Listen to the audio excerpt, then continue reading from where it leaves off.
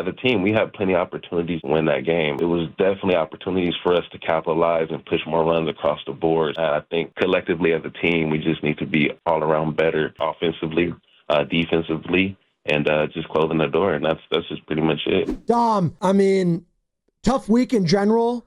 After a nice series win, what are the mentals like after a loss like that? Yeah, the guys, had a tough one after coming off a pretty good weekend, taking 2 out of 3, in New York against a good ball club, and just being right there again in the game at the end of the game and with a chance to win.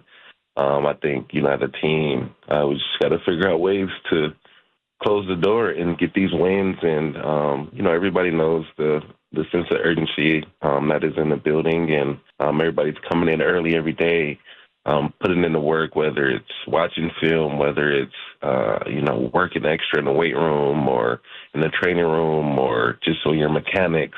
So the guys, they're putting in a lot of work, and we just have to be more consistent to get to where we want to go. So we know we can't afford to, have too many more losses. So we know we got to come out, get back on track. All we can do now is take it one day at a time and just really try to finish them off and just build on that momentum.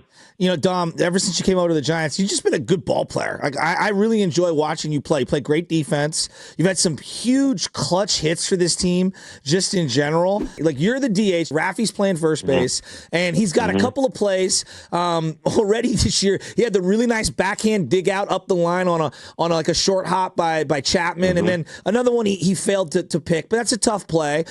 You play the position extremely well.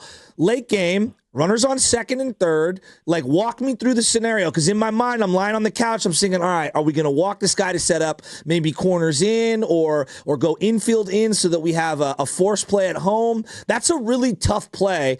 Rafi coming in, throwing on the run to Bailey. He's got to put the tag down to end the game. Like, you've played the position a long time. You're extremely cerebral. Break down that final inning for me as a first baseman. To be honest, Joe, I was actually in the cage getting ready for my next at bat because, being a DH, you want to stay hot, locked in, ready, and they just tied the game. So my position to come up hit was actually the next inning. I'm in the 10th. So I was in the cage. They do have a small little TV that you could kind of see what's going on, and I did see that it was a ground ball, and they ended up scoring with infield in. My opinion on it is, you do everything you can to try to make that play. I know that we trust in Randy. Randy is one of the best pitchers in all of baseball. So I think from that perspective, we're thinking that he can probably punch the guy out, and then we can get a ground ball, or he's not going to hit the ball hard enough, and we can make a play at the plate. And these plays, these aren't easy plays that Rafi's getting, by no means. And this is a part of the adjustment period of just changing positions. Everybody goes through this when they change a position. I know when in 2021, when I was with the Mets and I played first every day and I went to left field for the first time. And, yeah, you can just imagine how many mishaps I've had out there. And it took some time for me to really learn and understand, just get that real experience. And the only time you can get that experience is in the game. So I think it's good that he's getting all these different tough plays because it's just going to make the game that much easier in the future. And you want to have these plays now because when we get later into the year, when we make this push that we're going to make and we do get into these playoffs, we want these things to be locked in, and they'll only be locked in if we had these experiences in the past. So it's a learning experience, and it's something that, as a team, we have plenty of opportunities to win that game. I can't just sit here and point it on that ninth inning. No.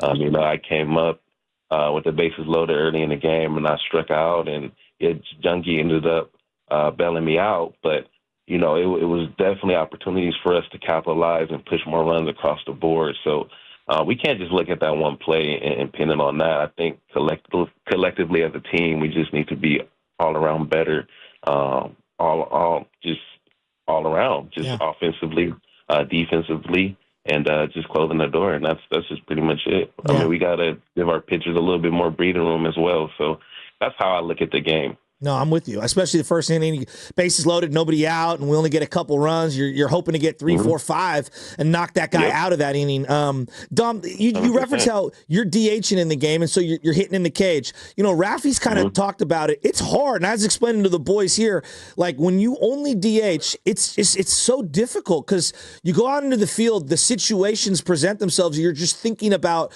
the defensive alignment, or hey, I got to cover here, I got to back throw there, I got to back this throw up, and I think just being a DH is very, very difficult mentally. Maybe just explain to the average fan how much, do you like DHing, number one? And then number two, like how much easier is it to play in the field and feel like you're contributing while also hitting? Yeah, if I'm playing the game in the lineup on a big league roster, I'm just very grateful and blessed. So I'm happy to just be here and to contribute. So if I'm DHing on the bench, I'll be the same guy. I'll be happy.